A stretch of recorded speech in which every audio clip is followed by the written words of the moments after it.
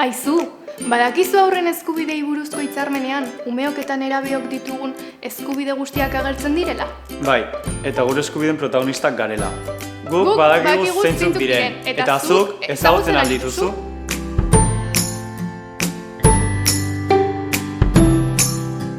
Familian bizitzeko eskubidea dugu. Gure familiak gu zaintzeko eta laguntzeko eskubidea dugu. Baldin eta edozein arrazoirengandik, gure familiagandik banandu behar badugu, eskubidea dugu harremanetan jarraitzeko, non dagoen jakiteko eta berarekin ahalik eta lasterren elkartzeko. Hori guretzat ona bada. Gure familiek laguntza jasotzeko eskubidea dute, gu zaintzeko arazoak baldin badituzte.